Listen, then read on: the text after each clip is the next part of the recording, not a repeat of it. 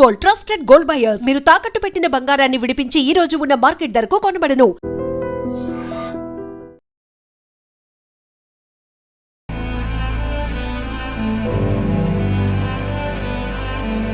నమస్తే, welcome to I dream. నేను వలి. సరిగ్గా 2 నెలల క్రితం చర్లపల్లి రైల్వే స్టేషన్ సమీపంలో విజయారెడ్డి తన 2 బిడ్డలతో కలిసి ఆత్మహత్య చేసుకున్నటువంటి దృశ్యం అది చూసిన వాళ్ళ కుటుంబ సభ్యులే కాదండి, చూసిన ప్రతి ఒక్కరు కూడా కన్నీళ్లు పెట్టుకున్నారు. ఏం కష్టం వచ్చింది ఆ తల్లికి, 2 పిల్లల్ని కూడా తీసుకెళ్లి రైల్వే ట్రాక్ మీద రైలుకి ఎదురుగా పడి చనిపోయారు అని చెప్పి చాలా బాధపడ్డ పరిస్థితుంది. ఇప్పుడు విజయారెడ్డి భర్త కొన్ని సంచలనమైనటువంటి ఆరోపణలు చేస్తూ ఉన్నారు. నా భార్య, నా పిల్లల చావుకు తల్లి అలాగే బావమరిది వీళ్లే కారణం, ఎందుకంటే ఇప్పుడు నాకు మొత్తం కూడా తెలుస్తూ ఉన్నాయని చెప్పి ఆయన చాలా బాధతో మాట్లాడుతున్నారు. ప్రస్తుతం నాతోనే ఉన్నారు సురేందర్ రెడ్డి గారు, విజయారెడ్డి భర్త. ఆయన మాటల్లో మనం తెలుసుకుందాం అసలు ఏం జరిగింది, ఆయన అనుమానం ఏంటో తెలుసుకుందాం. ఇప్పుడు ఈ ఘటన జరిగిన తర్వాత చాలా రోజులు కూడా మీరేం మాట్లాడలేదు, పోలీసులు కూడా విచారించారు, వాళ్ళకు కూడా దీని వెనకాల ఎవరున్నారో ఏం తెలియలేదండి.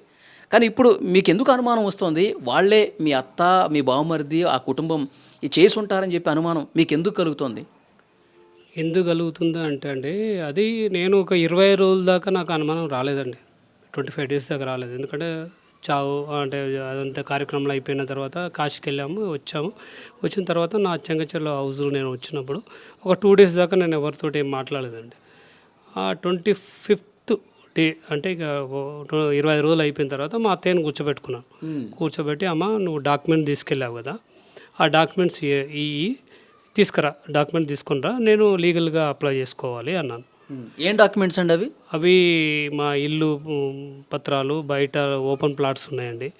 నారపల్లి అంటే ఇదే ఇల్లు ఇది లోన్లో ఉంది. ఈ పత్రాలు అంటే దీంట్లో సీసీ కాపీస్ కూడా ఉన్నాయి.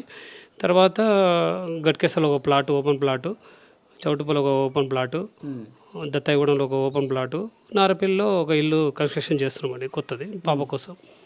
అవి డాక్యుమెంట్ ఇయ్యమ్మా, నేను లీగల్ ఇయర్గా. ఆ డాక్యుమెంట్ ఇదే ఇంట్లో ఉండేనా అంతకుముందు? ఇదే ఇంట్లో ఉండేది.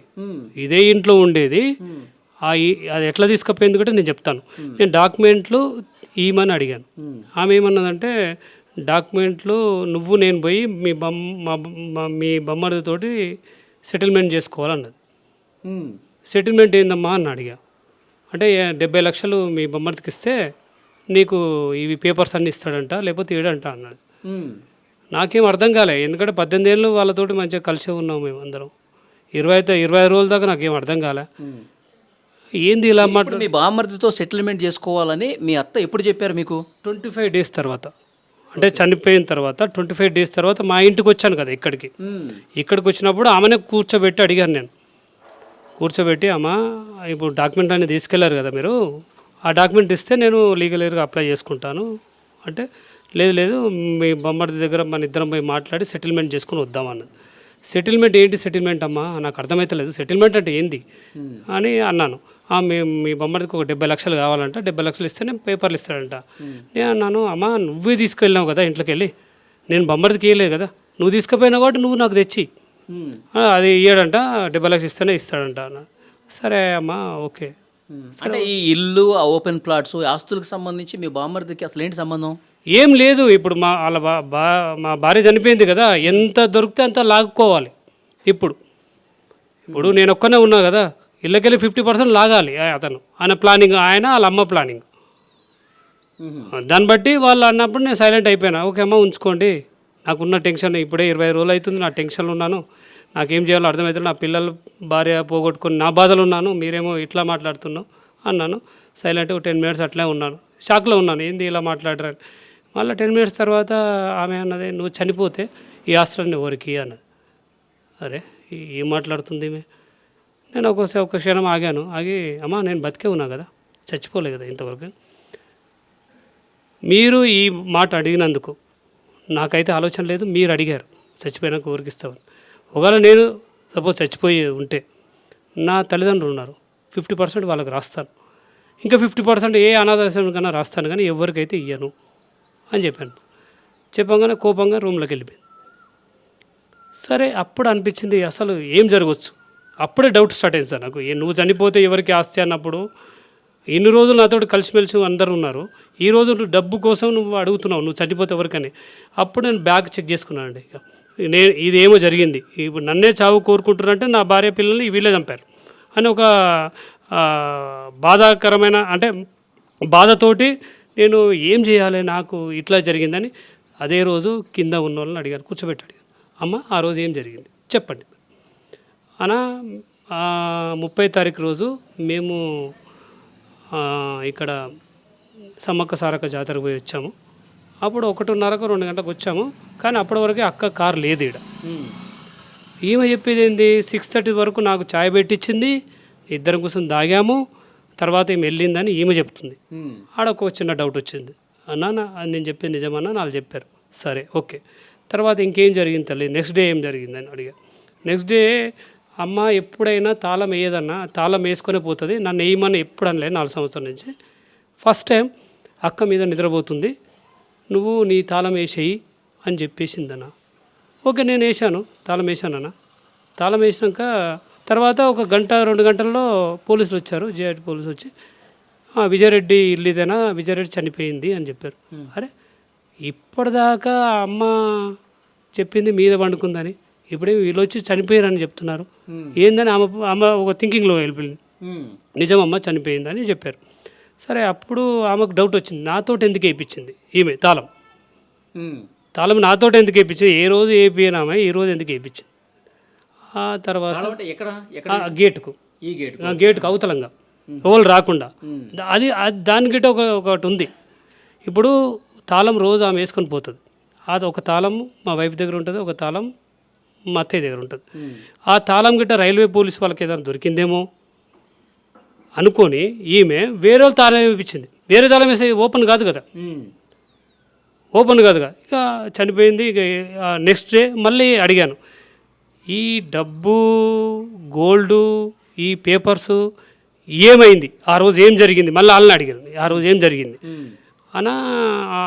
బాడీస్ వెళ్ళిపోయిన తర్వాత 3 గంటల సేపు ఉన్నారన్న వాళ్ళు. ఉండి ఊరికి ఒక డబ్బా పంపించారు. వాళ్ళతోటి గిట్ట అన్నారు, గోల్డ్ పంపిస్తున్నాము, నువ్వు రాకమ్మా, నీ కూతుర్ని కావుగాడ పంపి, నువ్వు గోల్డ్ ఉంది కానీ నువ్వు ఇంట్లో ఉండని వాళ్ళ ఫ్రెండ్కి చెప్పిందట. అది చెప్పంగా వీళ్ళు విన్నారు, అవునన్నా ఇట్లా ఒక బకెట్ పంపించారు అలా గోల్డ్ ఉందని. అది ఇంకా నాకు కన్ఫర్మ్ అయిపోయిందన్న. ఎందుకంటే వీళ్ళు 3 గంటల సేపు ఉండి ఈ డబ్బు గోల్డ్ అన్నీ చదివారు. మళ్ళీ వాళ్ళకిட்ட చెప్పారు, నువ్వు రేపు రాకు, నువ్వు గోల్డ్ ఉంది ఇంట్లో ఉండు, నీ కూతురు పంపి. వాళ్ళ కూతురు తీసుకువెళ్ళింది, తల్లి ఇన్నే ఉండు, కూతురు పంపిమని చెప్పింది. ఆడికొచ్చింది కూతురు. ఓకే, నాకు ఇదంతా తెలిసిన తర్వాత నేను మళ్ళీ ఆ అమ్మాయికి ఫోన్ చేసి అమ్మా సిస్టర్, ఆ రోజు ఎవరితో అయితే ఈ గోల్డ్ ఎన్ని పంపించారో ఆమెకే మీరు ఫోన్ చేశాను. సిస్టర్ అన్న చెప్పన్నా అంటే, ఆ రోజు నువ్వు గోల్డ్ తీసుకెళ్ళావారా అంటే, తీసుకెళ్ళానన్న, గోల్డ్ అయితే తీసుకెళ్ళాను, ఆ రోజు డబ్బులు పెట్టించింది, గోల్డ్ తీసుకెళ్ళి మీరు కాశీ వచ్చినాక ఇచ్చేసానన్న.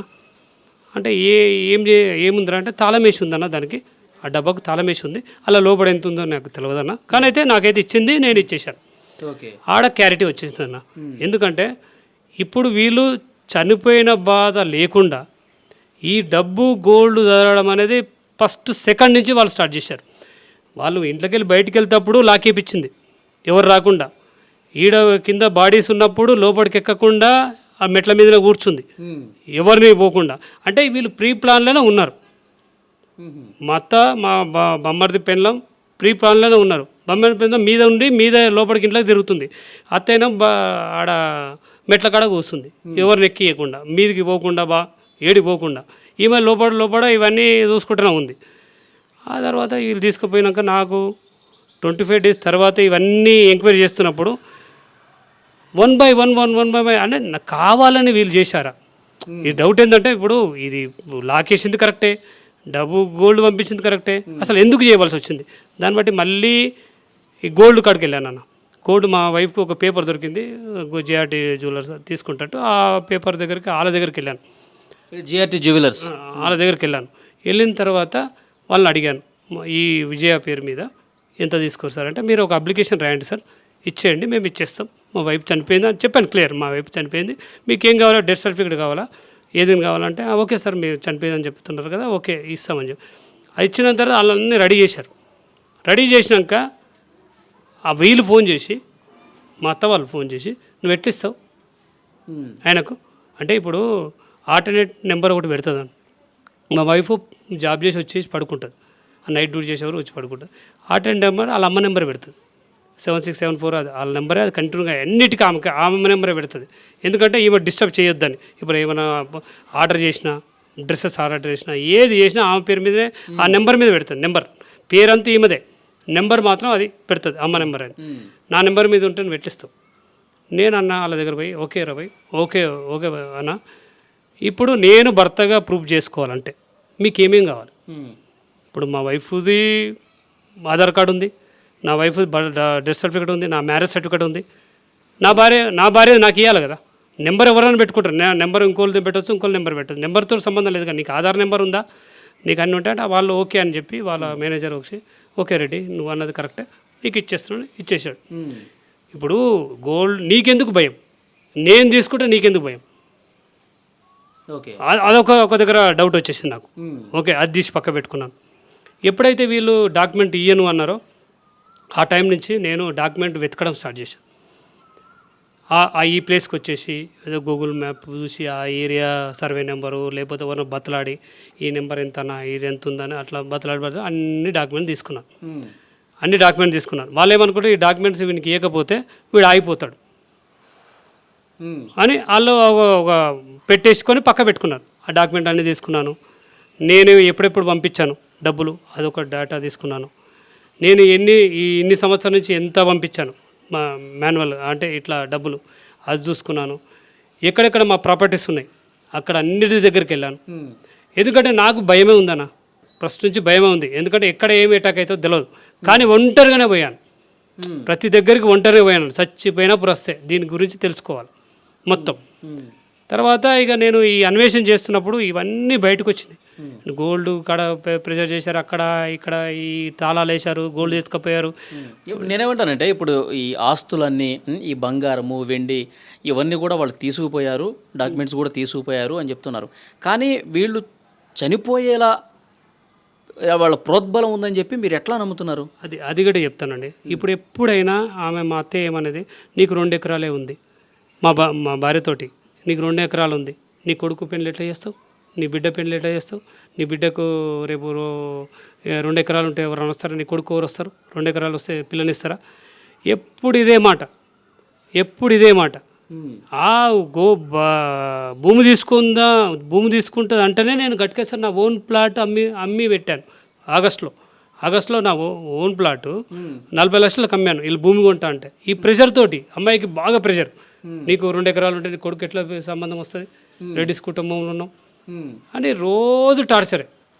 ఇంకోటి ఏంటంటే వీళ్ళు తల్లి బిడ్డకి టార్చర్ విజయారెడ్డికి టార్చర్ అనమాట టార్చర్ చేస్తుంది. నీకు 2 ఎకరాలు ఉంది నీకు 2 ఎకరాలు ఉంది నీకు 2 ఎకరాలు 2 ఎకరాలు ఏముంటుందన్న. ఇప్పుడు వాళ్ళు మంచి చదువుకుంటే వాళ్ళే సంపాదించుకుంటారు. అట్లా అనుకొని తర్వాత వీళ్ళు అరుణాచలం వెళ్ళారు అన్న లాస్ట్ 2-3 మంత్స్ ముందు అరుణాచలం నుంచి మళ్ళీ ఈ పాండిచేరికి వెళ్ళారు బీచ్ కడుపు. నీకు 2 ఎకరాలు ఉంది నువ్వు ఏం చేస్తున్నావు నువ్వు ఎట్లా బతావు నీకు 2 ఎకరాలు ఉంది 2 ఎకరాలు ఉంది. ఇక ఆమె ప్రెషర్ తట్టుకోలేక ఆడనే చచ్చిపోదామని సముద్రాన్ని కొరుకుతుందంట. ఇదెవరు చెప్పారు మీకు? మా అత్తయ్య చెప్పింది మా బొమ్మర్ది భార్య చెప్పింది. మేమే పట్టుకొచ్చి రూమ్లో వేసామని.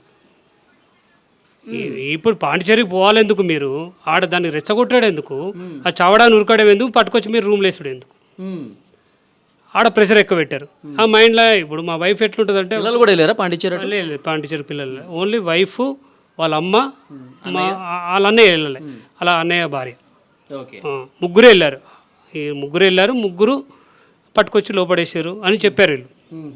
ఓకే పక్కన నువ్వు అట్లా అన్నప్పుడు నువ్వు నాకు మీ భార్య చనిపోవడానికి ట్రై చేస్తుందో లేకపోతే మీ భార్య ఏదైనా చేస్తుందో నువ్వు డైలీ నేను మాట్లాడుతున్నాను డైలీ మా అత్తయ్యతోటి మాట్లాడతాను మా వైఫ్ తోటి కూడా మాట్లాడతాను. మా అత్తయ్య అప్పుడు మీరు మాట్లాడారా మీ భార్యతో ఇట్లా ఎందుకు చేస్తున్నావు? చెప్పలేదన్నా అప్పుడు చెప్పలే అసలు చెప్పలేదు ఎవరు చెప్పలే. ఆ 25 days తర్వాత ఏడో చెప్తున్నది ఆమె ఇట్లా అన్నీ. ఇప్పుడు ఆమె చనిపోయిన తర్వాత చెప్తుంది. ముందు చెప్పలే నాకు.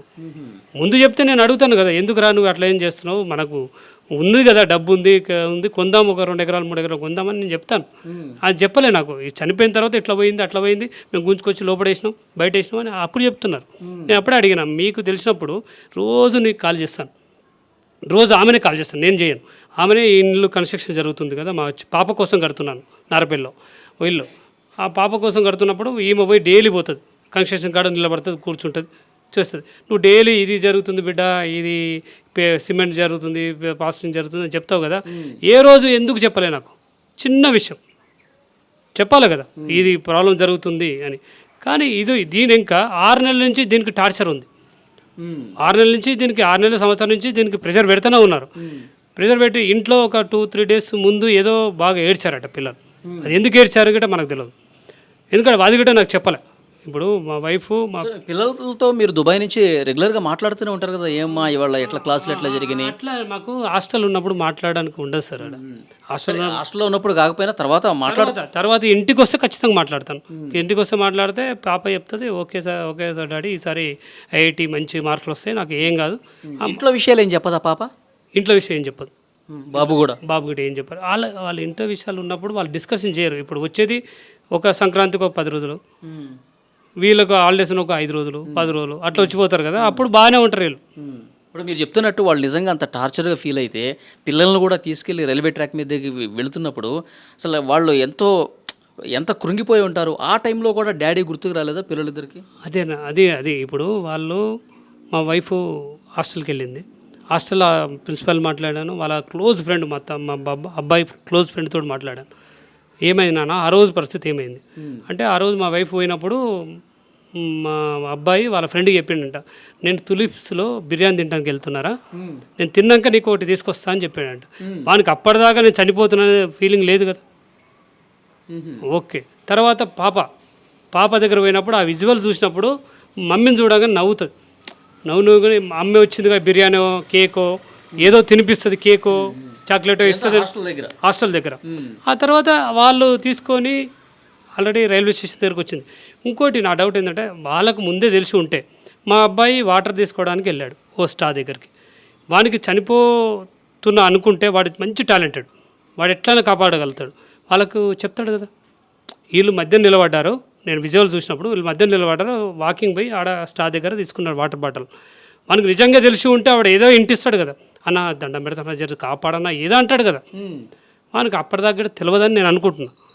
ఆ తర్వాత లాస్ట్ స్టేజ్ పోయి రారా చెప్పిందేమో. ఓకే అన్న, నాకు డౌట్, ఓకే నా వల్ల ఏమైనా మా వైఫ్ ఇబ్బంది పడితే, వాళ్ళ అమ్మ ఉంది వాళ్ళ అన్న ఉంది, వాళ్ళిద్దరు చిన్నప్పటి నుంచి పెంచినా అంటున్నారు. ఓకే, పెంచారు వాళ్ళే. మరి నా భార్య వాళ్ళ మీద నమ్మకం ఎందుకు ఉంచలే, పిల్లలు ఎందుకు ఇచ్చిపెట్టిపోలే? అంటే నాకు వచ్చే టార్చర్ ఇది ఉంది, నా పిల్లలు ఇంకా ఎక్కువ టార్చర్ పెడతాను, దాన్ని భయపడదు కదా. ఇప్పుడు డాడీ ఉన్నది దూరం ఉన్నాడు, ఆయన వచ్చేది తక్కువ, ఆ దూరంలో వీళ్ళనేం చేస్తారు అనే భయం ఉంది కదా. అందుకే నాతోటే నా పిల్లలు కూడా తీసుకుపోతారు, రేపు పొద్దున్న నాకు అనాథగా కావద్దు అని అనుకుందేమో. ఇప్పుడు నా మీద నమ్మకం లేదన్నా, నేను దూరంగా ఉన్నాను అనుకో, వాళ్ళమ్మ వాళ్ళ అన్న దగ్గరనే ఉన్నారు కదా. ఇప్పుడు ఆమె చనిపోయిన తర్వాత పోలీసుల ఇన్వెస్టిగేషన్లో కూడా ఒంటరిగా ఉండటం వల్లే ఆమె చనిపోయిందని చెప్పి చెప్తా ఉన్నారు పోలీసులు కూడా. సో అంటే ఇది చూసిన తర్వాత ఇప్పుడు మీరు చేస్తున్నటువంటి ఆరోపణల తర్వాత ఏమంటారు మీరు? అన్న, ఇప్పుడు ఒంటరితనం అనేది ఈ రోజు ఒంటరితనం కాదు కదా. 18 ఏళ్ళు మేము లైఫ్ జర్నీ, ఈరోజు 1 ఇయర్లో ఒంటరితనం వచ్చి ఈ రోజే చనిపోతుంది అనేది నేను తప్పు, నేను తట్టుకోలేను దాన్ని విషయంలో. ఎందుకంటే ఇప్పుడు మా జర్నీలో 18 సంవత్సరాల మా లైఫ్ జర్నీలో ఈ 1 ఇయర్లో ఒంటరితనం రాదు కదా. ఈ 1 ఇయర్లో ఒంటరితనం రాదు. వీళ్ళు కేసును డైవర్ట్ చేశారు, వాళ్ళు ప్రెషర్ పెట్టారు, 100% ప్రెషర్ పెట్టారు. అది బయటికి రాకుండా ఒంటరితనము, ఆయన దూరం ఉండు, ఆయన దగ్గర ఉండు అనే మాటలతోటి డైవర్ట్ చేసి పక్కన నూకేశారు. నా ఆలోచన ఇప్పుడు అన్ని. ఇప్పుడు మీ అత్తగారు, మీ బామ్మర్ది, వాళ్ళ భార్య వీళ్ళందరూ టార్చర్ పెట్టారని చెప్పడానికి ఏంటి ఆధారం ఏముంది? అసలు పోలీసులు కూడా దొరకలేదు కదా వాళ్ళు టార్చర్ పెట్టింది. టార్చర్ పెట్టకపోతే ఆ అరుణాచలం పోయి ఆడ ఎందుకు ఈమె చావడానికి పోతుంది? ఇంకో అనుమానం ఏంటంటే, నాకు నన్నే టార్చర్ పెడుతురు కదా. ఇప్పుడు నువ్వు ఎప్పుడు వస్తావు, ఇదంతా నాకే ఇంత టార్చర్ పెట్టినప్పుడు వాళ్ళకి ఎందుకు పెట్టారు? ఇంకోటి కూడా చెప్తానా, టార్చర్ పెట్టడానికి కారణం ఇంకోటి ఉంది. ఆమె అమ్మాయితోటి 60 లక్షలు లోన్ తీసుకోమని చెప్పారు, పర్సనల్ లోన్. ఆమె వైఫ్ నాకు చెప్పింది, ఎవరు చెప్పారు తీసుకోమని? వాళ్ళ అమ్మ ఓకే. 60 లక్షలు లోన్ తీసుకోమని చెప్పింది. 60 లక్షలు లోన్ చెప్తే నాకు చెప్పింది ఫోన్లో మాట్లాడినప్పుడు 60 లక్షలు లోన్ తీసుకోమంటుంది మమ్మీ అని. వద్దమ్మా, 60 లక్షలు వద్దు, ఎందుకంటే ఆల్రెడీ మనం 20,000 ఈఎంఐ కట్టాలి, మనకే అప్పు ఉంది, నీ జాబ్ పర్మనెంట్ లేదు, నా జాబ్ పర్మనెంట్ లేదు. 20 లక్షలు అంటే 60,000 కట్టాలి పర్ మంత్.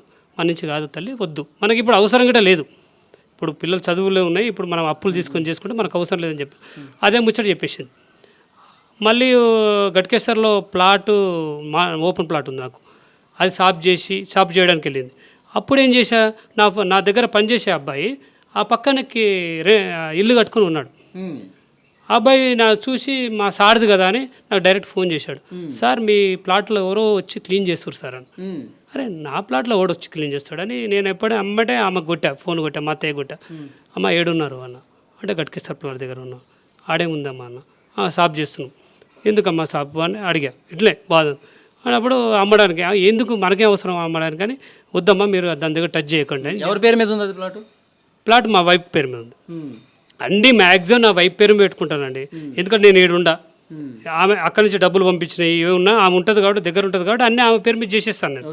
నా మీద ఏది పెట్టుకుని, నా మీద ఒక ప్లాట్ ఉంటే ఒక ప్లాటు జనవరిలో అది మేలో అమ్మిపించారు, మేలో భూమి కొంటామని అమ్మాం, అయిపోయింది కదా.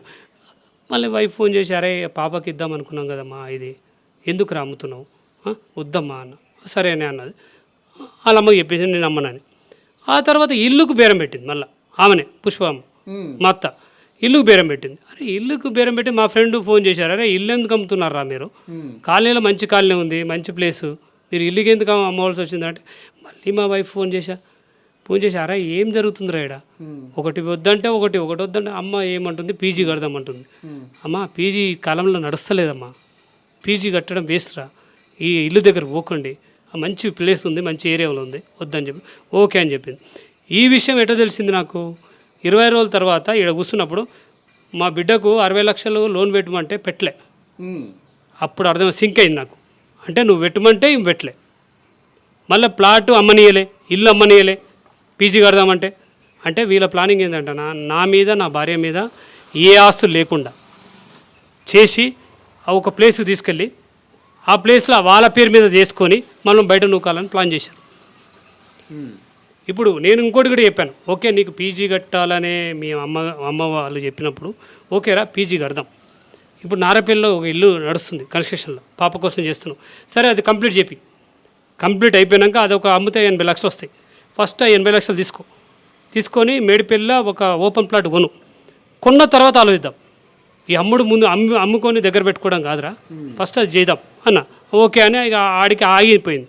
ఇప్పుడు వాళ్ళ ఉద్దేశం ఏంటంటే మేము చెప్పింది చేయనిస్తలేడు, ఎందుకంటే మాకు ఒక ఆలోచన ఉంది కదనా. ఇప్పుడు మాకు ఒక 5 సంవత్సరం మేము ఇద్దరం కష్టపడితే పిల్లలు ఇద్దరు బీటెక్ అయిపోతుంది, తర్వాత జాబ్లోకి వెళ్ళిపోతారు, మనం ఇంటికి వచ్చి ఏదో సెట్ చేసుకుందామని. ఇప్పుడు మార్చిలో వాళ్ళని తీసుకుపోవడం కారణం అదే, పిల్లలు పెద్దగా అయ్యారు, కొంచెం ప్లేస్ చూస్తే కొంచెం కొత్త ధనం కనబడుతుంది అనే ఉద్దేశంతో మార్చిలో ప్లాన్ చేశాను.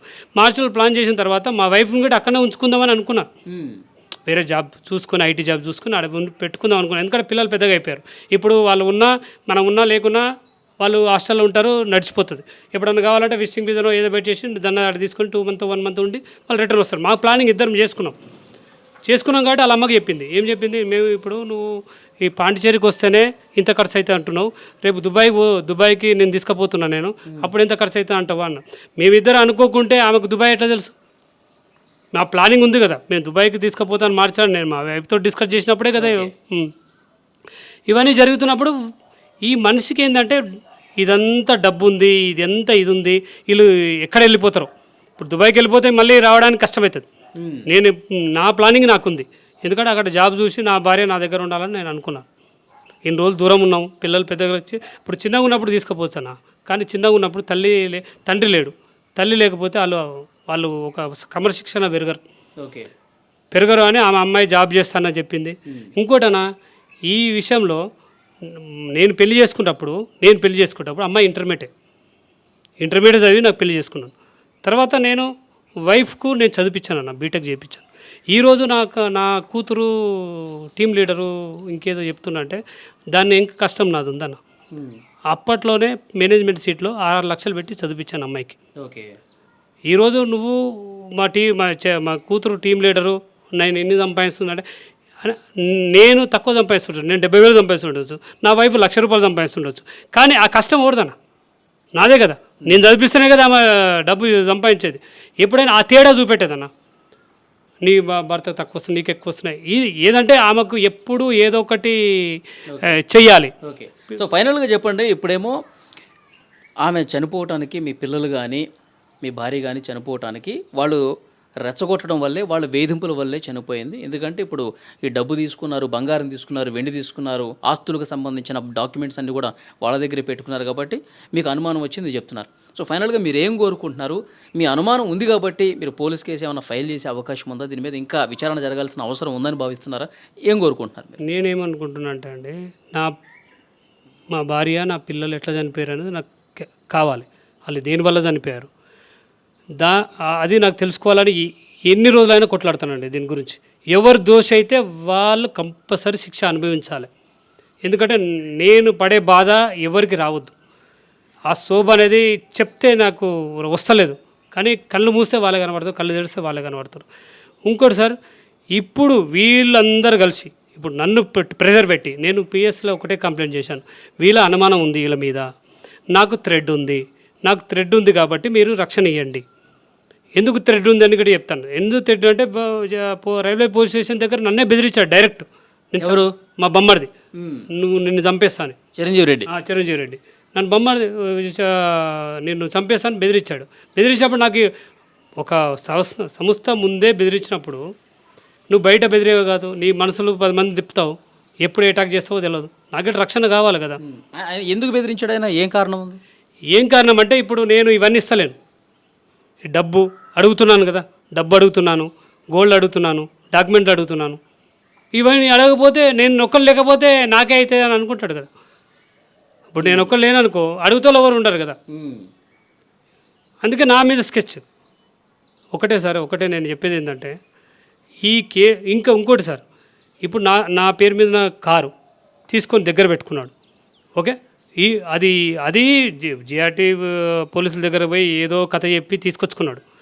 కానీ ఇప్పటికిట నా పేరు మీద ఉన్నది ఆయన దగ్గర ఉంది. రేపు పొద్దున అదే యాక్సిడెంట్ అయ్యి ఏదైనా అయితే నా మీద కేసు వస్తుంది కదా సార్. ప్రాబ్లం నాకే వస్తుంది కదా, ఆర్సీ నా మీదనే ఉంది కదా, ప్రాబ్లం నా మీద ఉంటుంది కదా. ఏదైనా సార్, ఇప్పుడు నేను చెప్పేది ఒకటే లాస్ట్, నేను డబ్బు గురించి ఎప్పుడు ఆలోచించలేదు. డబ్బు గురించి ఆలోచించే 18 ఏళ్ళలో వాళ్ళని అడిగి డబ్బులు ఇచ్చి నేను అడగకపోలేదు కదా. ఈ రోజు దాకా వాళ్ళకు ఏం డబ్బు ఖర్చు పెట్టారమ్మా, ఎక్కడ పెట్టారని ఇంతవరకు అడగలేదు నేను. ఓకే, మా భార్య ఉంది కాబట్టి ఆమె చూసుకుంటుందనే ఉద్దేశంతో నేను ఎప్పుడు అడగలేదు, డబ్బు గురించి అడగలేదు. ఈ రోజు కూడా డబ్బు గురించి అడగకపోదు, వీళ్ళందరూ నువ్వు ఎప్పుడు వస్తావనే ఉద్దేశం అడిగినప్పుడే నీవన్నీ క్రాస్ చెక్ చేసుకున్నా. లేకపోతే నేను డబ్బు గురించి ఆస్తి గురించి అడుగుతాను కాదు. నాకు డాక్యుమెంట్లు ఇస్తే నేను లీగలైజ్ చేసిన తర్వాత నేను బెటర్ చేద్దామనుకున్నా వాళ్ళకు. కానీ ఈరోజు మనం చంపడానికే ప్రయత్నం చేసి నువ్వు ఎప్పుడు వస్తావని వాళ్ళ వేచి ఉన్నారు చూడండి. అందుకోసమే ఇది ఎవరికి చెందితే మా తల్లిదండ్రులకు ఆఫ్, ఇంకా మిగిలింది ఉంటే అనాశనం. అంత కాదంటే ఎవరైనా పేద పిల్లలు తీసుకొని చదివిస్తానండి, పేద పిల్లలు తీసుకొని చదివిస్తాను. ఎందుకంటే నా పిల్లల్ని చదివించుకోవాలనుకున్నా, గొప్పగా చదివించుకోవాలనుకున్నా, ఆ డబ్బే వాళ్ళకి ఖర్చు పెడతాను. మళ్ళీ అంతేగాని ఆస్తులు డబ్బు వాళ్ళకి చెందనీయను. ఎందుకంటే వచ్చే నా డబ్బు నేను కష్టపడి సంపాదించింది, నేను నా భార్య కష్టపడి సంపాదించిన పైసలు మీరు తింటా అంటే ఎలా ఇస్తాను? మీరు ఓకే మంచి ఉద్దేశంతో ఉంటే ఓకే, నువ్వు నన్నే చంపాలి, నా మీదనే నీ ఫోకస్ ఉన్నప్పుడు నేను ఎందుకు ఇస్తాను నీకు ఇచ్చడు కన్నా బయట వాళ్ళకి ఇచ్చి ఒక పేద పిల్లలు చదివించినా కానీ ఓకే పలానా ఆయన నన్ను చదివించాడు అని ఎప్పటికైనా గుర్తుపెట్టుకుంటాడు కదా. నా పిల్లలు చదివించినాడు, వాళ్ళని చదివిస్తాను, 2 పిల్లలు తీసుకొని దత్తత తీసుకొని చదివిస్తాను. ఓకే, ఇప్పుడు పోలీసులకి ఏమన్నా ఇవన్నీ చెప్దాం అనుకుంటున్నారా? ఖచ్చితంగా అండి. ఇవన్నీ వాళ్ళు ఏమన్నారంటే సిఎస్ఆర్ ఏమన్నా అంటే మేడిపల్లి 2 days కొంచెం నాకు ఇది ఉంది, వర్క్ ఉంది, 2 days తర్వాత అలా పిలిపించి మాట్లాడి నీకు న్యాయం చేస్తాను, నేనున్నాను, నేను ఇంకా అని చెప్పాను. నేను అన్నీ చెప్పాను, ఇది జరిగింది సార్, ఇది జరిగిందని. ఇంకోటి సార్, ఆయన సిఎస్ఆర్ గట్టి అడిగాను భద్రత గురించి, నా మీద ఎవరైనా అటాక్ చేయొచ్చు సార్, నాకు కొంచెం భద్రత కల్పించండి అంటే, సరే అమ్మా నీకు ఇస్తాము, నీకేదైనా చిన్న డౌట్ వచ్చినా కానీ 100 కాల్ చేయి, ఓ 10 minutesలో అందరూ ఉంటారని చెప్పి ఆ భరోసా ఇచ్చాడు. నేను ధైర్యంగా బయటకు వచ్చానండి. అది విజయారెడ్డి భర్త సురేందర్ రెడ్డి గారు చెప్తా ఉన్నారు. సో ఇంట్లో ఉన్నటువంటి బంగారము, ఆస్తులకు సంబంధించిన పత్రాలు, కిలోన్నరకు పైగా వెండి, ఇవన్నీ కూడా వాళ్ళు తీసుకెళ్ళిపోయారు. అంటే శవాలు ఇంకా ఆ కార్యక్రమాలు పూర్తి కాకముందే వీళ్ళు తీసుకెళ్ళిపోయారంటే వీళ్ళలో చెడు ఉద్దేశం ఉంది. అలాగే నేను చనిపోతే ఈ ఆస్తులన్నీ ఎవరికి ఇస్తామని చెప్పి క్వశ్చన్ చేశారంటే వాళ్ళ బుద్ధి ఏంటో నాకు అర్థమవుతుంది. కాబట్టి వీళ్ళ ముగ్గురి టార్చర్ వల్లే నా భార్య చనిపోయి ఉంటుందని చెప్పి ఇప్పుడు నేను బలంగా నమ్ముతున్నాను. దీని మీద విచారణ జరగాల్సిందే అని చెప్పి సురేంద్ర చెప్తున్నారు. ఎట్ ద సేమ్ టైం నన్ను కూడా చంపే కుట్ర కూడా చేయొచ్చు, కాబట్టి నాకు భద్రత కూడా కావాలని చెప్తున్నారు. తర్వాత ఏం జరుగుతుందన్నది కూడా ఒకసారి చూద్దాం. మళ్ళీ ఒకసారి మిమ్మల్ని కాంటాక్ట్ చేసే ప్రయత్నం చేస్తాం. థ్యాంక్ యూ అండి. Thank you sir.